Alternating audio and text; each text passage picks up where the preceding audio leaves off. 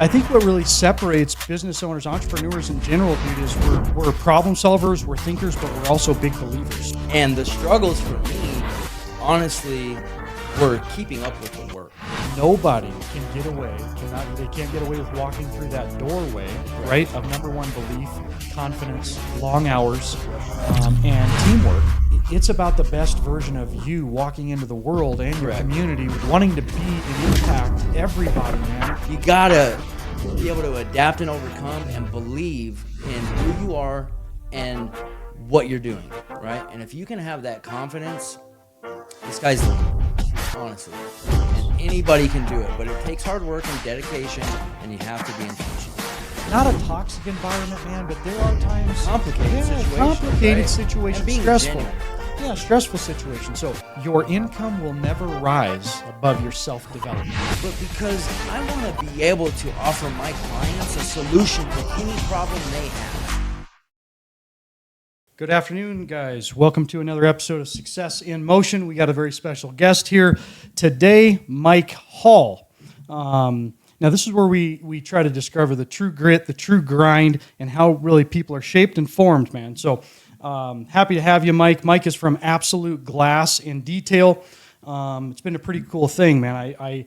I got introduced from Mike. Well, I met him through somebody else on Facebook, right? Yeah. And some things stuck out to me, right? When I kind of seen you and looked you up. And as I talked to you more, dude, I had to get you on the show. I had to really dig into to what really just kind of built you, dude. But so what's up, man? How you doing? Yeah, man, I appreciate it. Thanks for having me on, and vice versa. I mean, the moment I started talking to you, I just got a good vibe, right? And then you said you thought I was somebody else, and then you were like, you know what, let's just go have some coffee.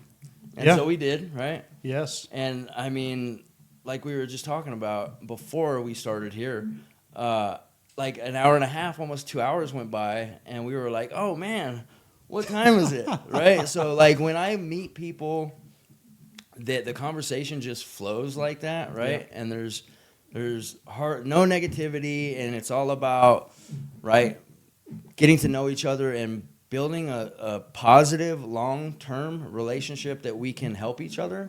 Yeah. I'm all about it. Yeah, and that's really what it is, dude. And like you said, we really hit it off when we started talking, dude. Yeah. Some of the things that really stuck out to me when I was talking to you, dude, was your energy, your positivity, your growth, but also how you've adapted inside of this new business, right? Yeah. Like anybody else, and this is a huge thing for me, and it really kind of resonates with me, is, you know, people get into entrepreneurship and business, and they start to take their personal development and kind of wrap that up inside that business that they're going after, right? Yeah. And I really started noticing that with you, dude. And with that being Thank said, you. dude, I really want to dig in, dude, to, you know, you starting your business, where you went from whether you're working for somebody else or you were running around, you had this idea or you had this belief inside yourself to where you wanted to start something new, right? Yeah. You've seen it, you adopted the strategy, right? And that's how we all kind of work. We see it, but I think what really separates business owners, entrepreneurs in general, dude, is we're problem solvers, we're thinkers, but we're also big believers, right? Absolutely. We know that we can, right? So I want to tap into your story about when you first got started with entrepreneurship and with your business, dude. Sure. And kind of just unravel or discover some things that make you who you are, man. So when you first got started, dude, talk about the mindset, dude, of your business in general. And every business is always going to be different due to how big it is and you know, sales and actual installing. But, dude, Mike, tap into the mindset, dude. When you very first started this thing, Mike's detailing on where your mind was, dude, and what you believed could happen with it. Okay, so it's Mike's Absolute Glass and Detail, and I didn't really have like a name, and I didn't even anticipate it being a business, honestly. Yeah. So I did work for somebody else prior to me starting my business. I started in the auto glass industry, and I got a storied history that we can get into later on or now if you want to, but I started in the auto glass and car wash detailing business in 2013, okay? And I had never been in sales, like a professional sales position. It was my first sales position, and I worked in the auto glass as an auto glass sales technician at a car wash in Phoenix. Wow. 3 different locations to start with, and did that for 4.5 years. And then I went into the car wash side of things. So I had 4.5 years experience auto glass selling. I didn't install, but I did fix like chips and windshields and things like that.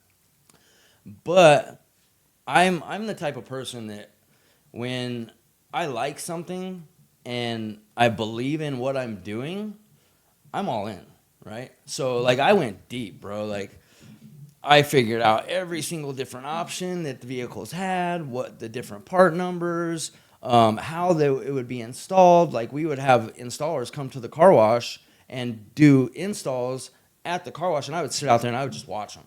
Like I want to know exactly how this is done because that's going to help my sales ability, right? Yep. And that translated into me my second year at the car wash being the #1 salesman of the company out of 32 guys and 1 girl. And then, like I said, after 4.5 years, I went into the car wash side of things. So then I was a manager for the car wash at 2 different locations for about a year. And then I went back to another auto glass company as a regional manager overseeing 3 different car washes with about 7 or 8 guys underneath me. So I went from just a sales technician selling glass to a manager of the car wash and then to overseeing a whole bunch of people and different locations. So I kind of got like the very beginning stages of where you would come at in this industry. Sure. And then to the very top, right? Yep. And then COVID happened. So COVID happened, and like I said, I didn't really even think that this was going to become a business.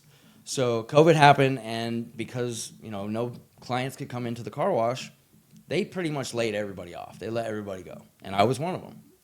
And so I was like, okay, well, I got these skills, right? And until I can find, and I was making that last year, I made 90 grand. So at the car wash, that's pretty decent, right? Sure. I never thought when I started it was that kind of money. I thought it was going to be, I'll work here for a couple months and find something better. And then 40 grand or 50 grand my first year, 65 my second, 85 my third, 90, and then the next year was the same, about 90. And so when I started my business, it wasn't even a business yet, right? So I just got laid off, and I just put out there, like, I'm like, man, I got to make money somehow. I owned a house. I have a wife. I have kids. Yep. I got bills to pay. I need to figure out some way to make some money. So I literally just put out on Facebook, hey, I'm going to be doing mobile detailing and mobile auto glass repair and replacement. If you need anything, let me know. Nothing happened for like the first 3 or 4 days. I posted every day. And then about the 4th or 5th day, I started getting people interested. They started, hey, yeah. And then I started doing jobs. And literally the very first time I went out, from then on, the next 6 months, I didn't have a day off. That's how it started. Yep. After my first year, technically in the IRS, hopefully they don't see this, but technically my first year after I didn't file taxes, obviously, because I wasn't technically a business yet. But when I looked through all my invoices and added everything up, I made $132,000. Wow. Yep. So then I was like, oh, man, I can make something out of this, right? Yeah. So I did. I formed an LLC, got everything set up, got set up on Google, kept doing the same thing, started asking for reviews, started getting reviews, started constantly posting on social media, and that's really where a lot of my business came from. So since I had all those years at all those different car washes in the valley, you come across a lot of different walks of life, especially at the car wash that I was at, Superstar Car Wash, and not a shout out to them because they're not really that great of a company. But and I'm an honest person, like, and I don't have a problem telling the truth when it needs to be said, right? Sure. They've done a lot of dirty things to a lot of dirty people, which is it is what it is. It's not my company anymore. I have nothing to do with it. So, but that's where it all started, and I knew so many people, probably thousands, right? From all the windshields that I sold, all of the customers that came into the car wash. So that's really where my book of business started. Yeah. Was just it almost became like residual income.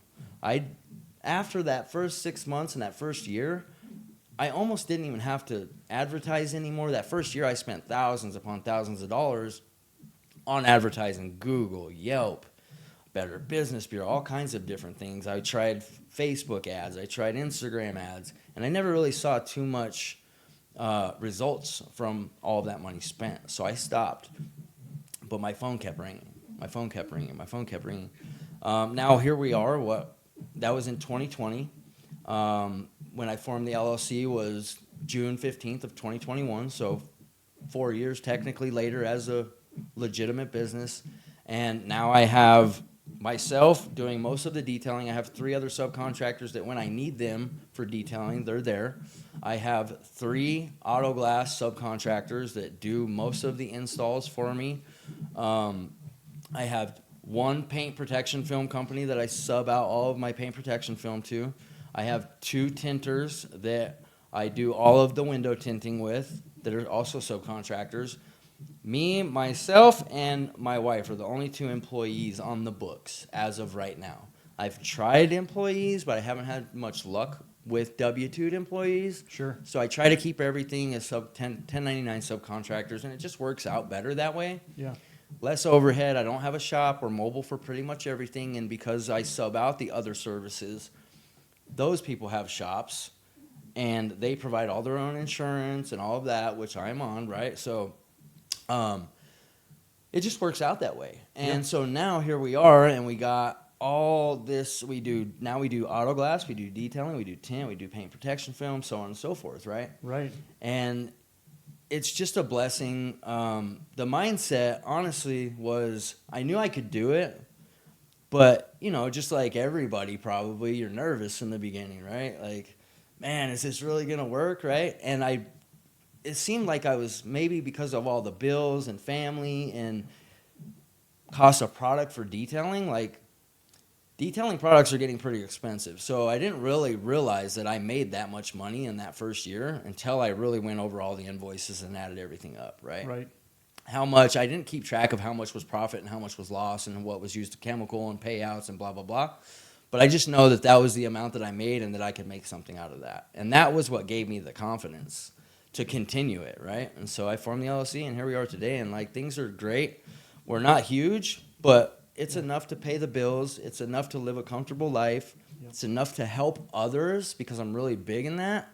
Helping others that I see could use some help, right? And not just individuals, but other nonprofits. Yes. A company, a buddy of mine that you're actually going to be on the mastermind as our guest speaker next week. Yeah. His name is Shane Davis. He owns a company, a nonprofit called Shoes for Soldiers. I'm a supporter of that.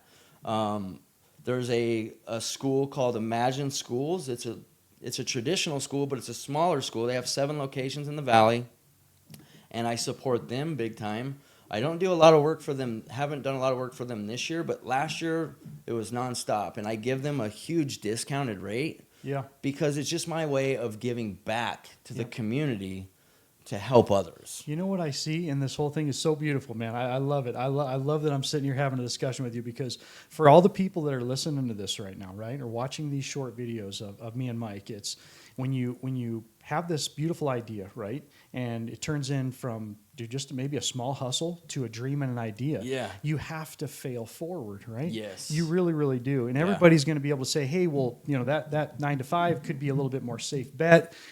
They could say, hey, you don't have enough time and energy with this because you do have a family, right? You have kids. Yep. But at the end of the day, from many, many stories and all of our research is from small business owners, entrepreneurs, whether you're small or big, it doesn't matter. Everybody starts from the same exact place with the same mindset. And here's the biggest thing, with the same belief system. Correct. So when you started, man, it was like you were right in your own mind, and you had this hustle, right? And you started to grind, and you went out there, and it was first your clientele. That's what I'm listening to. It's like, hey, I had the clientele. I know that I could do the skill. It's just a matter of doing the skill and figuring out these small things in the midst of, hey, I need to get my materials. Here's my cost for my materials. I'm doing it on my own. And as any entrepreneur in the beginning, what happens as soon as we start to reach more clientele, we start to scale, which we do one of two things. We sub out that work, or we reach out and we hire another W-2 employee. Correct. And that's scaling a business. So I know a couple, right, small business owners right now that are in the realms of preparing for this.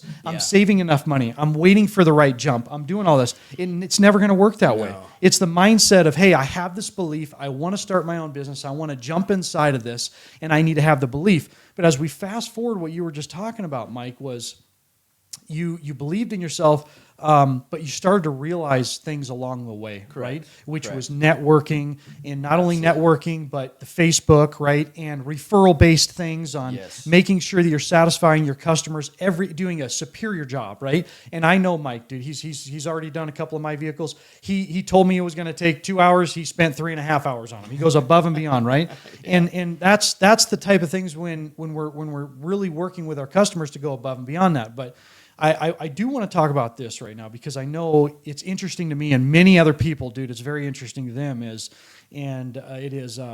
What obstacles in those early days, Mike, did you have to overcome, right? Oh, man. Naysayers, maybe some haters. Maybe it was, dude, you had to get a loan, right, to be able to go out and support yourself while you created more of this revenue and the clientele. These are small things that I know for a fact scare every new business owner that's getting out to it. And dude, I know that I went through that. Did you go through any of that, dude, where it was like, this is a grind, it's a little bit of a hill, but I'm going to push through it, you know? Absolutely. Absolutely. So it's so funny. I'm going to come back to your question and answer it here in a second, but there was something that you mentioned, the scare tactic, right? Yeah.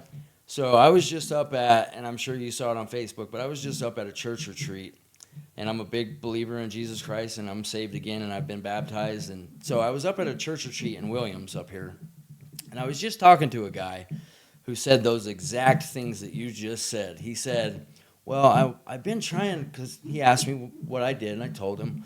He goes, oh, man, I've been wanting to start my company. And I'm like, well, why haven't you? And he goes, well, you know, it's a transport company, so I have a truck, but I need to get a trailer, and I need to get insurance, and I need to do this, and I need to do that. And I said, whoa, man, like, are you confident that you can do it? And he goes, yeah, I've been in the transport industry for years. Okay, so why don't you just do it? And he goes, what do you mean, just do it? I'm like, listen, you're going to put all of these obstacles in front of you that you think are what it takes to start a business. Those are only going to slow you down. And then if they become too much of an obstacle, it might deter you from even starting your business. So why don't you just jump into it and figure it out along the way? Yeah. And he goes, really? I said, yeah, just do it. If you have the confidence, right? These are all just scare tactics and things and obstacles that you're putting in front of you that haven't even happened yet, that aren't even relevant. Fear, 100%, right? And so he took that to heart, and he thanked me for the encouragement and the confidence in him. And I asked him questions about the transport industry. I know a little bit about the transport industry because I deal with cars on a daily basis. I had a Mustang that I was getting towed every 2 weeks, right? So like I know people that own towing companies, that own transport companies, and so I kind of know what goes into it. And just that little bit of courage is what I try to, encourage everybody, and I try to instill that in everybody who wants to be an entrepreneur, because honestly there's nothing better than being an entrepreneur and working for yourself. So to come back to your question, and we're going to do the Trump, we're going to do the weave, right?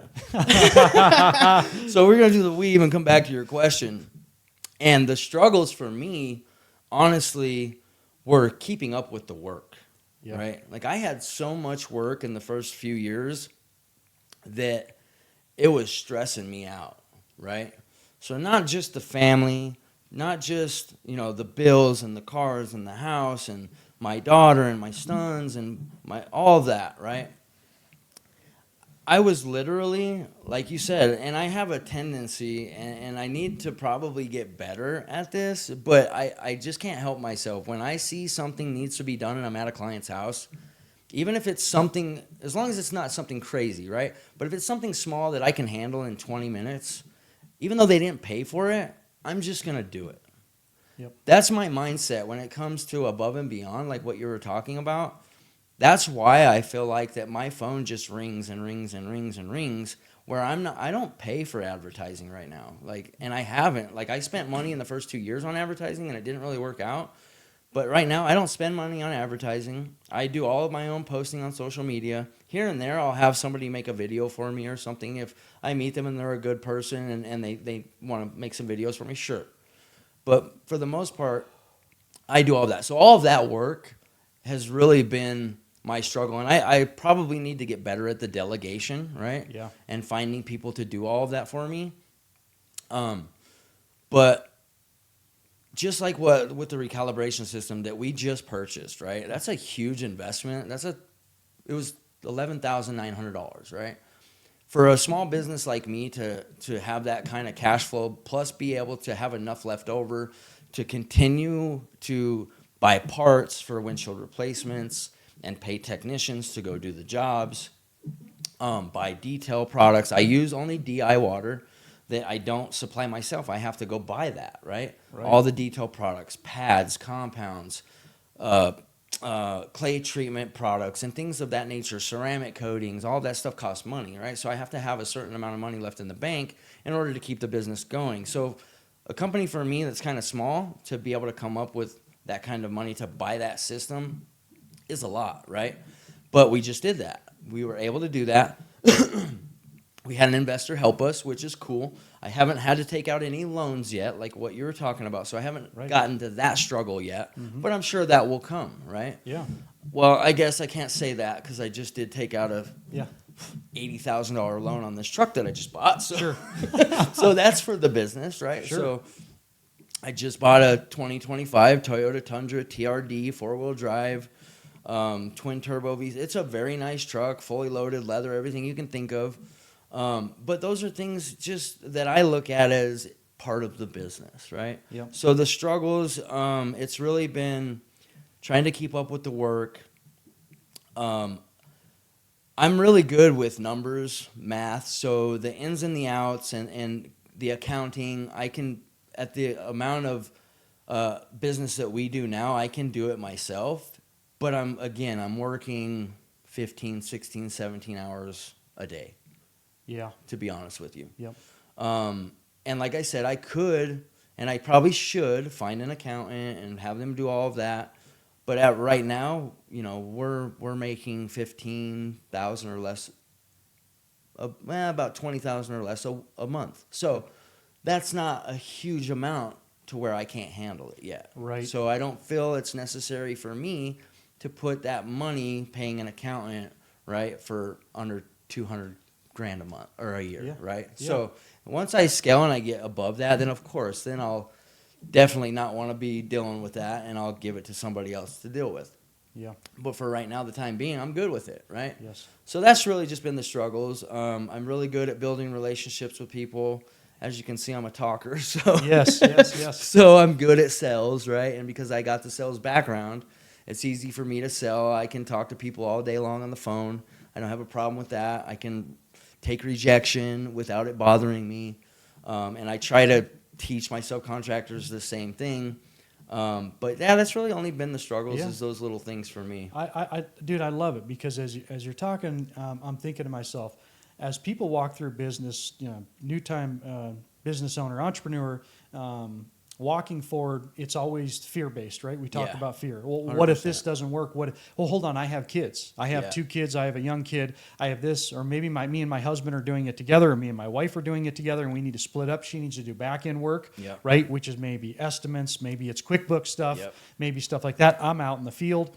But with that being said, nobody, and I mean nobody, they can't get away with walking through that doorway, right, of number one, belief, confidence, long hours, and teamwork, right, and really being a people person. So I always like talking about like what's the type of person that I need to turn into today, right? On my 9-to-5 job, right? Absolutely. If I'm out there grinding and I'm working a 9-to-5 job, I want to connect with people. Every single person that I see, I want to shake their hand. I want to enter on a positive note, leave on a positive note. I want to be of service. I want to be able to make sure that somehow I'm talking to them about what they're going through. And, an entrepreneurial spirit is finding a need and filling it. If somebody needs something, connecting them to that right person. That's networking. And as we move forward, that's really what it is. And for people that are really out there grinding 9-to-5 jobs and you're wanting something more, it's it's self-development, it's character building in Yeah. disguise, right? And Mike, that's what you've had that, but I guarantee, just like me, you have evolved into something else Correct. because of that, because we have to. Yep. It's almost like walking into an arena to where you're not going to get hit. You're going to protect yourself, right? And you're going to swing with that great communication, the way you wake up every single morning, Yep. putting your body, your mind, your spirit at the first and foremost things, right? Yeah. Being able to connect people and just be a really positive influence Yes. inside of the community and Yes. with every single client. So when I see that, dude, I really want to mention, especially for the people that are listening to this, is it's about the best version of you walking into the world and your Correct. community, wanting to be and impact everybody, man. And if you come into a conversation and it's a 3, how do we move that up to a 4 and 8? Right? Yeah. If you're going through a troubled time and you're one of my clients, how do I leave on a positive note? How do I Yeah. influence and impact them? And that takes a great character, an evolving character, and that's what really, I believe, catapults us, dude, into really great networking, really relationship building, because there's people out there that want to start a business and they have a hard time socializing. They have a hard time with pressure with clients, because we're going to have clients that are not happy. We're going to have mistakes that are going to be made. Yes. How we approach those things, how do we fix them, how do we evolve, how do we adapt, right? Yes. Those are huge things. And I guess nobody needs to be perfect, but everybody needs to evolve to be the best that they can be on a daily basis, right? And that's what I love about it, because every challenge in life, molds us, shapes us to be a better human being and a better individual. Challenge accepted. Let's Man, get it. I couldn't have said it better. I mean, honestly, like, I'm sitting here shaking my head, yes, because everything that you're saying is 100% correct. It's 100% in my experience and pertaining to me and what I've been through. Yes, I am not who I was 10 years ago, right? I have evolved into a person that I don't want to be around negativity, right? I wake up every morning, just like this morning. I woke up at 4:15. I'm up early. 5:15, I'm out the door. I went to MMA training. I trained for an hour and a half, right? And then went back to my house, met a subcontractor, gave out the recalibration system, checked it out to him, and then headed over to your house, and here we are up here doing this, right? So not only being able to adapt and overcome a lot of adversity within my life, I've been able to do that, but just knowing that every morning I got to wake up with a positive mindset. There's nothing better, and man, I can't encourage people that are listening to this podcast. If you're watching, anybody for one can build a business, and if you have aspirations of being in a place higher and better than what you're at right now, you can do it. Let me just tell you that first and foremost. And for 2, like Matt's saying, personal growth is huge, right? Whether you're trying to look better, get in better shape, eat healthier, have a better mindset, get smarter, learn something new, you really got to dig in, and you got to focus and be intentional about being better each day, better today than you were the day before. Yep. That's huge. Yep. And along the way, something that I've learned is very important that I will never stray away from, no matter how many people burn me, no matter how many haters I have, because I do have some. Yeah. You got to be able to adapt and overcome and believe in who you are and what you're doing, right? And if you can have that confidence, the sky's the limit. Yeah. Honestly. Yes. And anybody can do it, but it takes hard work and dedication, and you have to be intentional. That's right. The one thing I really want to mention is belief, man. And I believe that entrepreneurship, in some way, shape, or form, not everybody goes through this, but imagine walking down a trail, dude, and 100 different people looking at you that are counting you out, betting against you, Yeah. right? And there's a hill that you're trudging up, and you may be hungry, and you may not have any shoes on. And you have to believe in yourself. You have to know that you have to understand your why. Yes. My why is my family, my retirement, my freedom, my better way of living, and I'm going to do whatever it takes, however it takes to get up there, believing in my own actions and my belief. Because they're always going to say, hey, what if it doesn't work? Hey, what's your backup plan? hey, probably this isn't wise, man. It's a lot of work. There's going to be naysayers, there's going to be haters, there's going to be people that count you out, bet against you the whole way.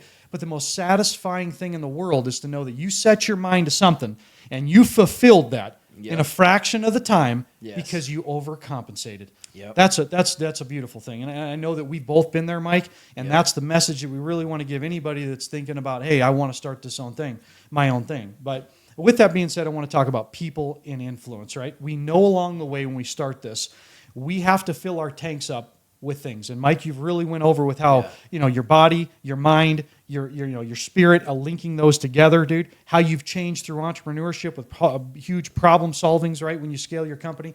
But let's try to dig in, because I personally know that there's been people along the way. And one of my biggest supporters is my wife at home, right, that has just simply said, hey, me too. You can do this. Just keep on the right path. There's been other friends and family members of mine that have said, hey, you're doing a great job, and really influenced and impacted me. There's been some mentors of mine that have really given me some great advice. Business owners. I got some family members of mine that have ran their own business that have gave me a little bit of intel. But personally, for me, the one thing that I had to realize was I was never going to get what I truly need unless I seeked it out myself. And that's mastermind groups, that's reading the correct books, that's filling my tank up with podcasts and other people that were 10 times more successful than I was. And along the way, I've been fortunate enough to reach and talk to people that were way more successful than me. They said, Matt, dude, same. I want you to realize this right here, sir. Is there any people along your way, your path, that really impacted you in the smallest ways or in the biggest ways that kind of shifted your mind? Yeah. So a huge influence, obviously, is my wife, right? Yeah. Same. She's always told me, you can do it, right? And of course, everybody who is an entrepreneur is going to have those days where you're like, man, do I want to keep doing this? Man, this is a lot of work, man. And man, I'm stressed out. And man, but at the end of the day, you have to surround yourself with people who are going to not just encourage you, right, and help you see the bigger picture that you've obviously spoken to them and conveyed to them. Like, this is the bigger picture. This is what I want to do. And my bigger picture and my why is I just want to help people, right? Whether that's through detailing or fixing your windshield or helping you. I help a lot of guys who are not at my level try to get to my level, right? Because I believe in, I don't believe in competition, right? Yeah. I believe in collaboration. Right. Okay? So first and foremost, you have to be able to not be a hater. Like, don't hate on other companies. Like, if they do something wrong, it's okay to say the truth and say, like, this is what happened, right? And that's not right. Right. But it's not okay to make things up and go around the streets and say all of these bad things about somebody that you probably never even done business with before. Because I know guys in the auto performance world that got negative reviews on their Google page, on Yelp, on the Better Business Bureau from people who are never even their clients. And I was just blown away when I seen that kind of stuff happen. But it happens, right?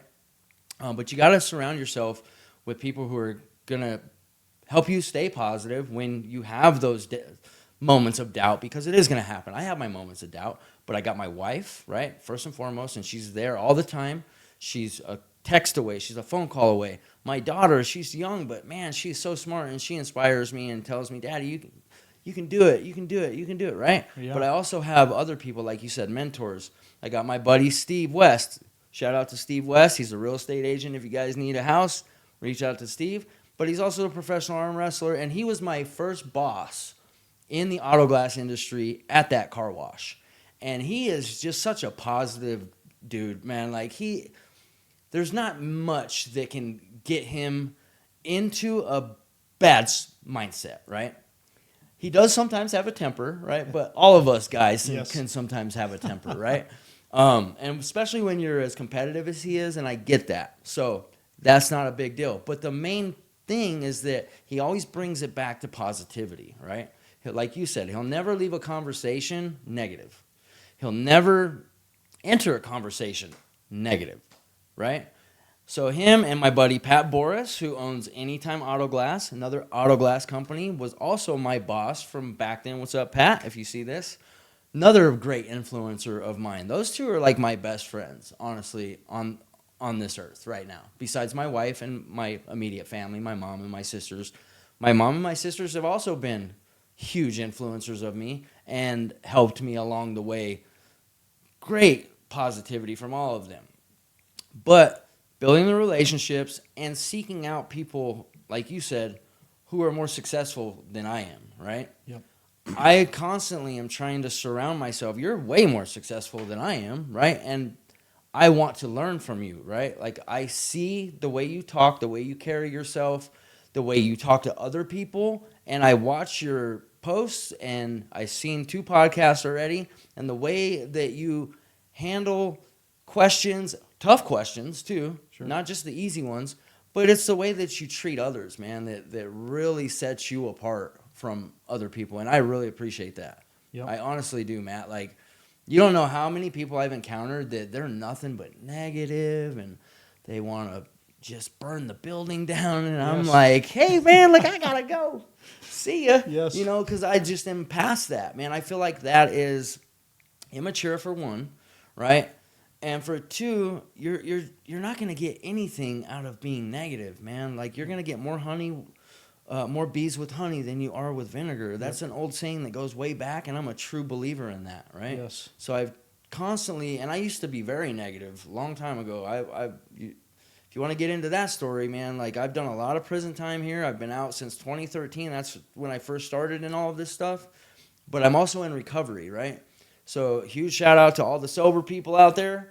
I'm huge in that, and I'm a big believer in keeping your mind right, because if you put stuff in your body that's going to alter your mind, you're going to make mistakes, and you're going to do things that you probably shouldn't have done, right? Yep. And all of those things will follow you, right? Yes. And I've created a whole bunch of crap in my past, but I'm constantly trying to clean it up, right? Yep. And do the next right thing. And that's why also helping others is a huge passion of mine, is because of all of the negative stuff that I used to do in my past, right? Until I was 30. I'm 41. I just turned 41 August 3rd. And I'm such a completely different person. I approach people and I tell them my story. And a lot of people don't know me, and I feel like that's why like I get a lot of hate, is because they don't know where I've come from and where I am today, right? Right. I've overcome so much in my life. I shouldn't be here today. For one, I shouldn't be alive. And for two, I probably should still be locked up, right? Sure. For all of the crazy bad stuff that I did when I was a kid. Luckily, I'm not, praise God. But that's really the change, is the mindset of stopping all the negativity, stopping all the hating, growing up, maturing, and trying to get to the next level. Yes. Surrounding myself with people like you Yep. is where I need to be, and I strive for that each day. Yeah. And the cool thing is when you're talking, I'm thinking about when you enter into a business, right? Everybody starts from step one. Absolutely. It's a stepping stone, and that's just you, right? Yep. And from that stepping stone, it grows quickly if you're scaling the business. The more confidence that you get, the more you can scale. Yeah. The better of a human being that you are, the more you can scale, because it's not just about scaling a business. It's about delegating properly. It's about bringing people together with a sense of camaraderie Yeah. and a mindset of a superior positive attitude and outlook, being able to steer people inside their mind, their work ethic, dude, their beliefs. Yep. And I've we over here, dude, in my different industry in the business that we have, the one thing I've learned is it's very easy to scale quickly. So when you're scaling quickly, when it gets out of hand, here's a simple saying that I've always said: your income will never rise above your self-development. And Correct. what that means is you cannot scale your company. If you are a 5 and you've scaled it and now you have $2 more million coming in, you've hired 10 people and you're a 5, you need to be an 8. What does that mean? Every single person in the world is evaluating themselves, if they're smart, every single week, every single month, whether that's through, on a scale of 1 to 10, what are my assets, what are my defects? And you're going Yep. into, hey, my communication is really My communication is a 7 today. How do I need to get it to a 10? Do I need to focus on my public speaking when I'm talking to my guys, whether they're subcontractors or they're my employees? Where's my communication? Where's my training? How am I guiding these individuals? And I've also learned Communication is huge. it's huge, dude. And another thing I've learned is there's differences between coaching and mentoring. There's two different things, Absolutely. right? Coaching is where you want to guide people to where they're from point A to point B. Mentoring is where you're trying to shift them from an inside out, not an outside in. And that's their character, that's their beliefs, that's their mindset, that's their vision. And I've sat down with many, many people and really created vision boards. Where are you going? Who do you want to be? And impacted them. And basically what we're trying to do is we're trying to mirror image ourselves. We're going into a business, we're saying, hey, this is our mission statement. This is who we are. This is who we're striving to be. And there's going to be times during the week and during the month where we hit a 2, peak up to an 8, and then drop back down to a 4 due to what's happening, whether that's storm season for us or you picked up 10 new clients. It doesn't matter. That's going to happen. But at the end of the day, when you walk into that circle of business, guess who's going to show up? You are. Yeah. You're going to show up. I call that being a chameleon. Yes, the best or the worst version of you is really going to show up. So, dude, it's really, really crazy to be able to get into that, but I always like talking about that because people's successes or failures are always going to be determined by who they are, their approach, their communication, how they connect with people, what they do in super. Not a toxic environment, man, but there are times complicated situations, complicated right? situations, And being stressful. genuine. Yeah, stressful situations. So I want to really get in, Mike, and I want to talk about. We talked a little bit about the lessons that we've learned, but I do want to talk about this because this next topic is no matter what we do when we scale a business, we're going to enter into this field, and it's delegation. Yeah. It's whether they're subcontractors or these guys are W-2 employees, whether it's our wives or whoever's there, we are going to communicate with these people. When a problem happens, okay, there was a nick on a car, okay, there was missing shingles on a roof, bad customer calls, right? Then all of a sudden, dude, you have kids that are piling up, maybe bills, whatever. Stress in life is going to come. When that approach happens, right, when those things take place, what do we do? What have we really learned? And how do we talk to our guys? How do we talk to our company? What's the standard that we set? How do we always circle back? And some of the things that I've always done, Mike, is I always get and I try to do trainings or lessons, whether that's teamed phone calls or getting everybody in the office to let them know that we're going to go off of a checklist,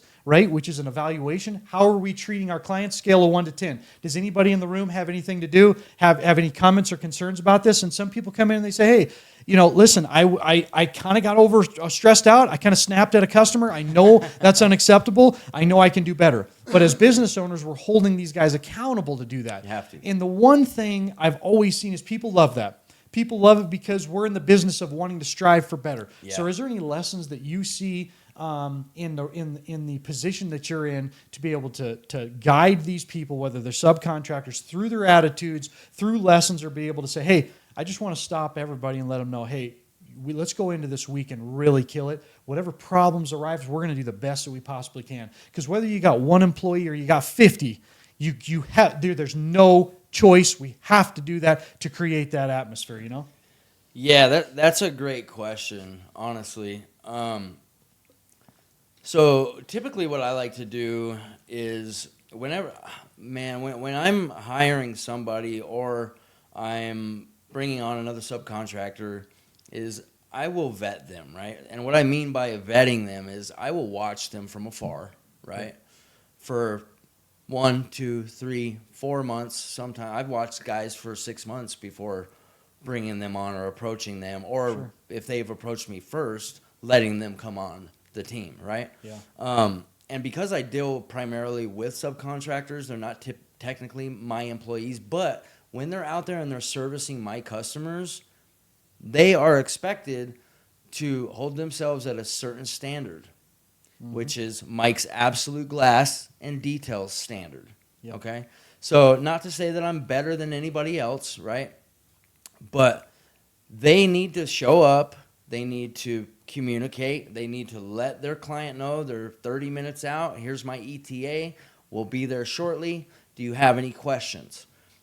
When they get there, they need to go over the vehicle with their customer, show them what they're going to do, ask them if they have any questions, they have any special needs. Is there any part of the vehicle that we're detailing that you want us to pay special attention to, right? Yeah. Just like you were talking about when I got there, and you know, your special attention was, hey man, all these things keep dropping from the trees and they're getting like in my door jambs and they're getting under the trunk jam. Yep. And so that was what I paid special attention to. And I actually made some videos that I haven't chopped up and edited yet, sure, of me showing that I paid special attention to those areas, right? Yes. And to answer your question about how do you build that camaraderie, right? How do you keep a team atmosphere where they want to work with you instead of against you, right? Mm-hmm. And that will all trickle down to the customer. Because if you're coming at them sideways every time something happens, right? Yep. And beating them down because they made a small mistake that's really not a big deal, yep, they're not going to want to work with you, right? And then when they get to one of the jobs that they're doing for you, they're not going to treat your customer the way that they should, right? Right. So when small things happen, whether it's small or big, I try not to lose my cool. I try to get my subcontractors' perspective on what happened. I don't even really say too much about what the customer said. I just said, hey, this is a kind of a brief description of what the customer told me. What's your perspective here? What happened? And let them tell me, right? And so I try always not to take whatever happened, no matter how big or small. And I've had some big ones, trust me. Yeah. I try not to come at them sideways. I try not to come at them negatively. I always will instill courage, encourage inside of whatever situation it is that it's okay, we'll figure it out, right? Because we will. Yes. Right? And if you are a good leader, which I could probably work on my leadership skills, to be honest with you, but I consider myself a decent leader. That's why I've had the same guys with me for as long as I've had them, is because I lead by example, right? Mm-hmm. And what I say I'm going to do, I actually do.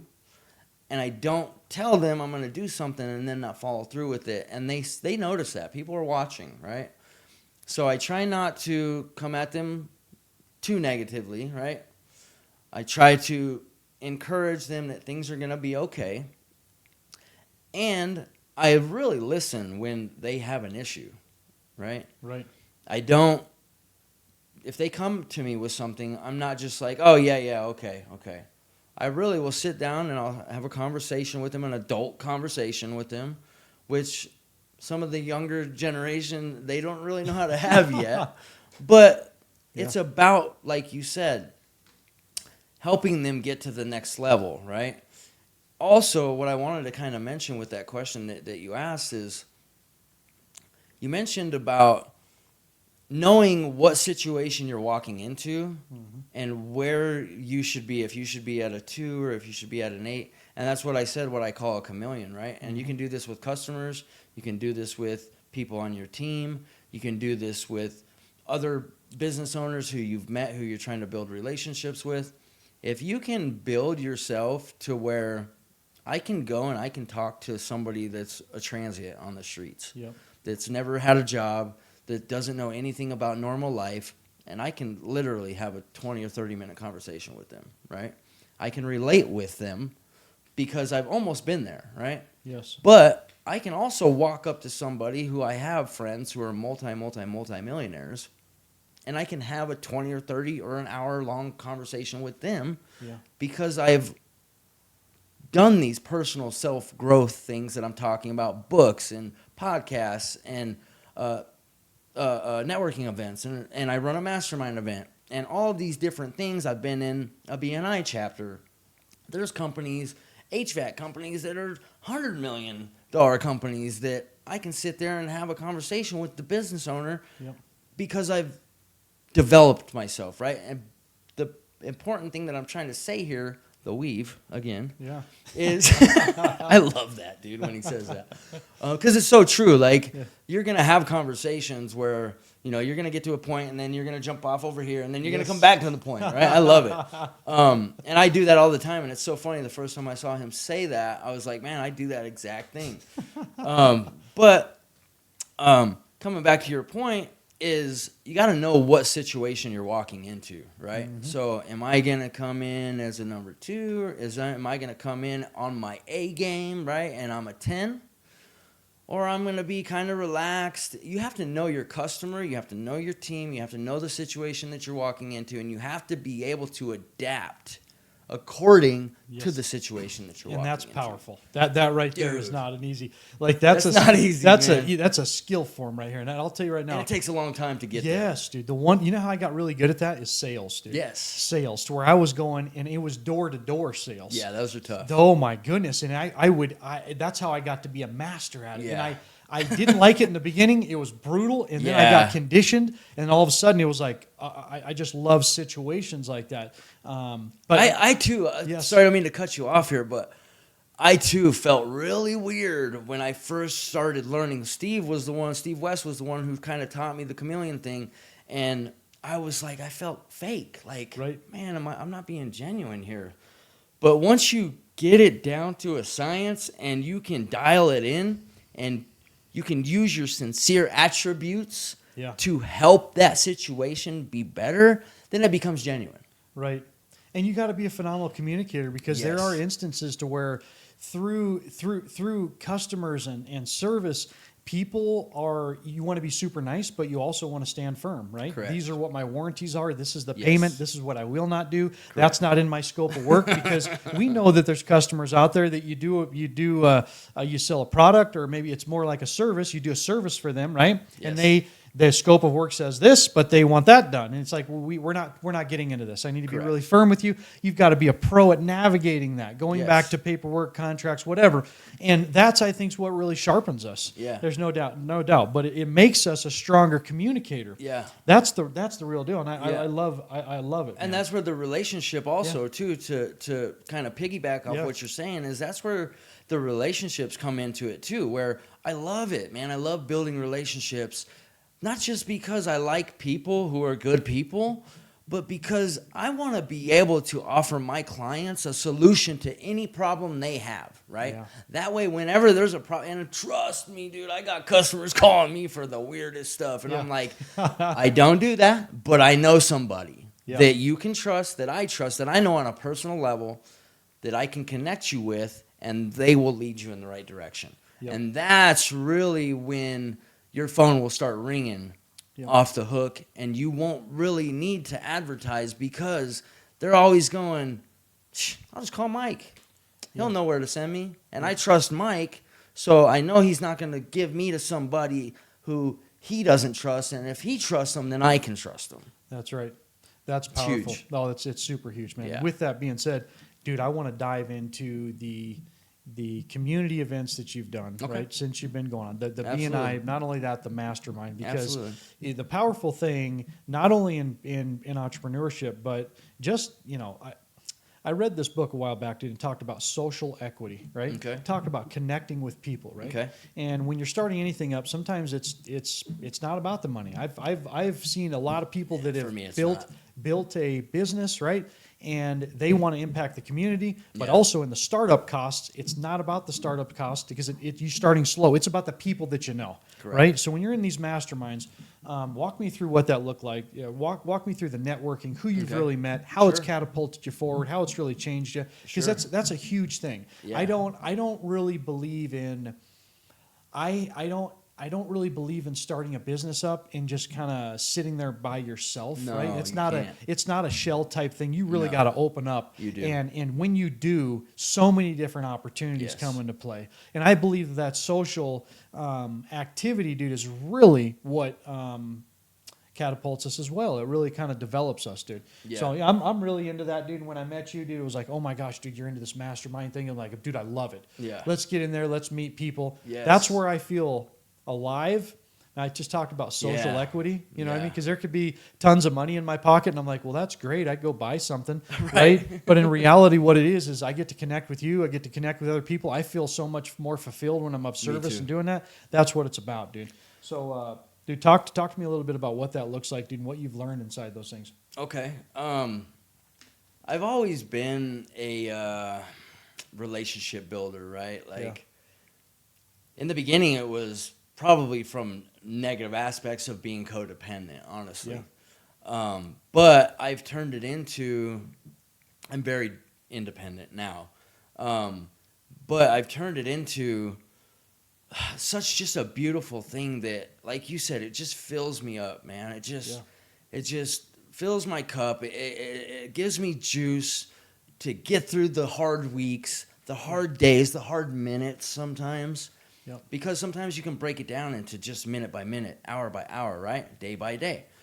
And then the month passes and it's good. But so I really started out with the relationship building when I started on the team selling auto glass.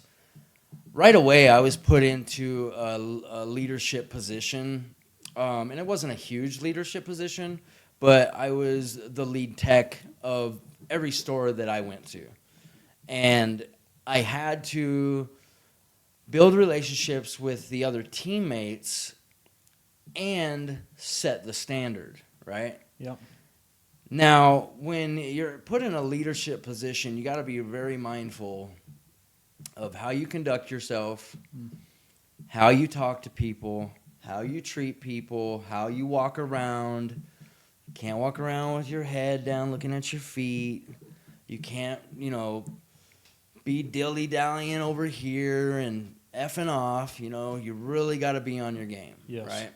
So that's kind of where, like, the relationship building and networking started for me, was in that. And it wasn't anything very important, but some of the more important things that I've gotten into over the past about 4 years was I was in a BNI chapter. BNI is Business Networking International, I believe, is what that stands for. And BNI is the biggest networking, how would you say, networking event, networking business, whatever you want to call it, in the world. Like, it's worldwide, right? Wow. So I was in a chapter that when I started had 17 members, right? But being a BNI member, you were allowed to not just go to your chapter, but you were allowed to go to chapters all around the valley down in Phoenix. And I say down in Phoenix because if everybody doesn't know, we're up in Prescott Valley. Yeah. Excuse me. So you were able to go to other chapters, and some of these chapters had 60, 70, 80 members, right? Wow. Yeah, giant. Like they're doing 8-9 million in revenue for the year just within their chapter. Wow. Yeah, some gigantic chapters. And one of my favorites met at the Orange Tree Resort in Scottsdale. And they, I believe, had 65 members. And the first year that I was visiting their chapter, they had a rolling revenue of, I think, $9 million, which is a lot, right? Like, compared to my chapter that was like, I think, 600,000. Yep. Walking into a chapter like that was kind of intimidating, but I've been known for putting myself in situations that are uncomfortable to me, right? Yep. I feel that putting myself in uncomfortable situations where I'm going to be vulnerable, where I might say things that don't look so smart or aren't funny or aren't the norm, right? Going to make me feel a little uncomfortable. But I'm okay with that, right? Because if I'm not putting myself in those situations, I feel like I'm not going to grow. That's right. I feel like that's where a lot of my growth has come from, is by putting myself in those situations. So it started out with BNI, and I went to multiple chapters all throughout the valley, ranging from 15 to 90 members. And you have to say a commercial for your business in front of all of those members, right? and it has to sound good. It has to, have a narrative and all of these different things. And then you have to come up with a tagline for your company. And I didn't have one. So I was like, what? What's a tagline? Right? So now, granted, I didn't know that I didn't have one, but I did. It was, we've got your back, right?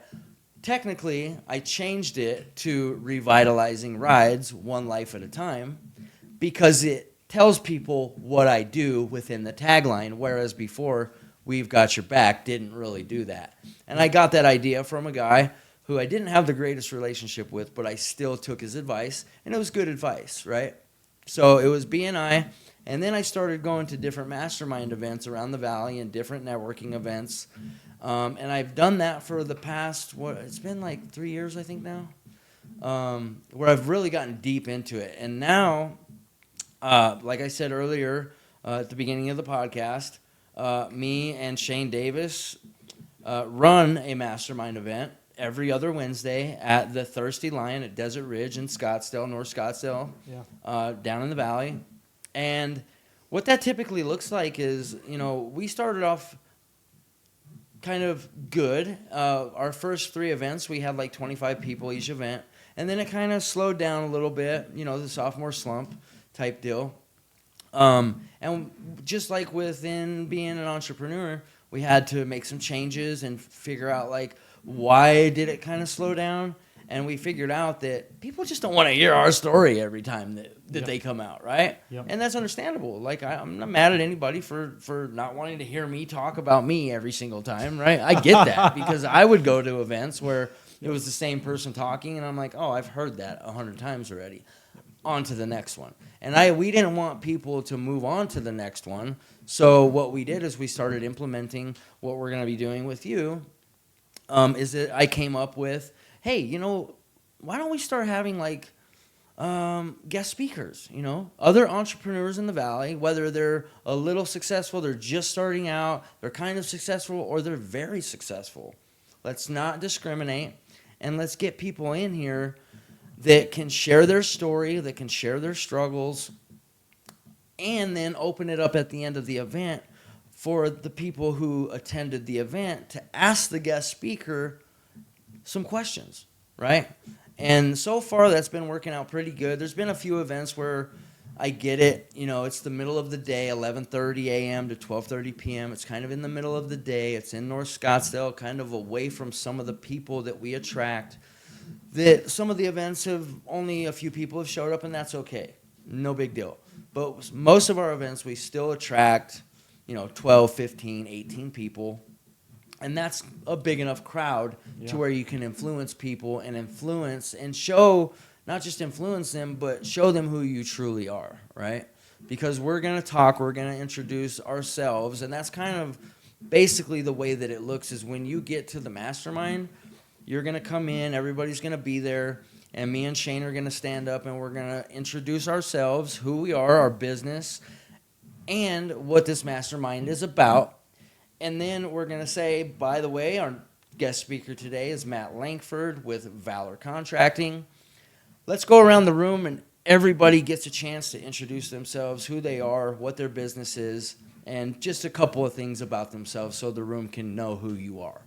And then the room will go around and you'll be the last one. That way, when you say who you are and what you're about, then you can start your speaking. And that's basically all that it is. Yeah. You'll speak for 20, 30 minutes or however long you want. If you want to speak for the whole hour, it's on you. We give you that chance to do that. It's okay. But if you want to open it up the last 15 minutes for them to ask everybody to ask questions, that's what we would suggest. That way everybody can feel like they're involved and, and that's what keeps bringing people back. So that's kind of like what I've been into the last 3 or 4 years. And like you said, I literally, every single person that I interact with on a daily basis, literally my banker, my MMA trainer, my clients, people that call, that I text with or on social media, I tell them, hey, this is what I do. If you ever need anything, I'm always here. Because nobody's going to know what you do unless you tell them, right? That's right. Nobody's going to seek you out if you're not out there. And you have to be able to be vulnerable and you have to be okay with people hating on you and the sideways comments and stuff like that. But that's really what I've been into as far as, excuse me, the networking and mastermind stuff. Lots of events. I've probably attended over 25 or 30 different networking and mastermind events. And there's probably more out there in the valley, which there is, but I kind of try to stick to a certain area, geographical area where I live, where most of my clients are, because traveling in Phoenix is quite a long time. So let's get that turned off. But yeah, so that's pretty much it. Yeah, no, I love it, dude. And it goes to show you the power behind networking and It's people. very powerful. It's a muscle is really what it is. And to be able to go to these events and just be able to say, hey, this is who I am. This is, you're exercising your public speaking, but you're also being of service, Yes. right? And you're sharpening your sword. So, dude, I'm stoked about the event. I look forward to it. I love meeting people. Me too. I love doing that type of stuff more than I like making money, and I love making money. Yeah, I can't wait for you to be on our guest speaker, man. Like, I am really excited for that. Yeah, it's going to be great, dude. I'm looking forward to it. Well, dude, I'll tell you this right now. I got to ask you some questions, dude, Sure. and we'll close this thing up, dude. Okay. One of the biggest things, dude, is we bring people on here, right? We've learned your whole story, right? Where you came from, what happened to you, how you started your business, some key skills and tools that you've used to catapult yourself, dude, into the success that you've had now. Many different people look at success as different things, maybe materialistic things, or maybe they just look at it as money. Personally, for me, I know that from point A to point B, if I tell myself that I'm going to do something, dude, and I follow through with it, and I become better through the process, then I'm a success because of it, right? And I always like picking people's brains, dude. Your definition of success, and I know it's always evolving every single year, right? From our 20s, 30s, and 40s, and 50s, 60s, whatever, we're always learning more. Right now, dude, what do you got to give to people that are listening, dude, of the definition of your success and your journey right now? To be completely honest with you, and that's a wonderful question, and it's a great way to end the podcast, I feel like. So good job there. Yeah. Success for me right now is first and foremost just being able to provide for my family. Yeah. My family is everything to me. My wife, my daughter, my sons.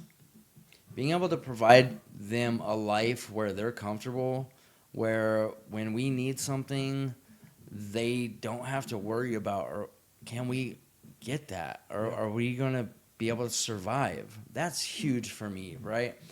I love being a good dad. That's like near and dear to my heart because my dad left when I was 10, and I don't want to be the way that he was. So I go above and beyond to just provide for my family. But not just that. Like, yeah, I wear the watches and I wear the shoes and I drive the trucks and all of that. And really, I feel like I do that because not only do I like things like this, but I feel like people are so judgmental that, and it's kind of a shame that I have to say this, but I feel like if you don't show up like that, people are going to automatically assume that you're this or that you're that. And when you show up in a $80,000 truck, they just kind of treat you different. Sure. It's unfortunate, but it's just the way that it is, honestly. And then this is not last, but last thing I'm going to mention, and probably the most important behind being a dad and a family man, is being able to help others. Yeah. Yeah, being able to, man, I'm telling you, man, I've had people come up to me struggling with addiction, with mental health. They have nothing, and they say, hey, at the gas pump at Circle K, hey, I'm going to treatment right now, and I don't have any cigarettes, and I smoke. And I know that's bad for them or whatever, but at least it's not drugs, and they're trying to go to a treatment facility, and they're like, but the treatment, and I have open pack of cigarettes. The treatment facility won't let me bring those in. Do you think I could borrow a few dollars and so I can buy a pack of cigarettes so it's unopened so I could take that? I've literally told them, okay, I'll buy you the cigarettes, but you got to get in my car and I'm driving you to the treatment facility and I have to see you walk in. Wow. I've done that. Yeah. I used to years ago, and I want to kind of get back to doing this, but once a month I would go find somebody who's homeless, and I would pull over on the street, but roll down the window. Hey, come here. They'd come over to the car. Yeah? Jump in, man. I'm going to grab you lunch. And I would literally take some, I don't know who they are. Yeah. Right? and I would take them and I would sit down and eat lunch with them. I used to do that once a month. And I just feel like having a platform, as a business owner, you're going to have that platform. That's right. Maybe not now, maybe not today, Yeah. but eventually you'll have that platform to where you can help others, and that's really where it's at for me. Yep, that's super awesome, dude. Great, that's a great answer, dude. Phenomenal answer. You know, Mike, dude, you've really transformed your life, dude. You know, we got a good point of view of your story, dude. You've transformed your life. You've actually grown inside of entrepreneurship, business. Trying to. A lot of the things I see, dude. A lot of things I see, and I know everybody else sees, dude, is the strengths and the skills and the communication and the service do you have to other people, bro. You're super sincere. I know you're going to be a success. I know you're touching base and you're using, you know, it's all about a recipe, dude, and there's ingredients in that, and you're using Yes. everything, bro. And I really appreciate you coming on, giving your story, dude, and Yeah, thank you for impacting, having me. yeah, influence and impact and everybody that's listening. That's what it's all about, dude. So Appreciate thanks, it. brother. Appreciate Thank it, you. buddy. Absolutely. Thanks, buddy. Absolutely.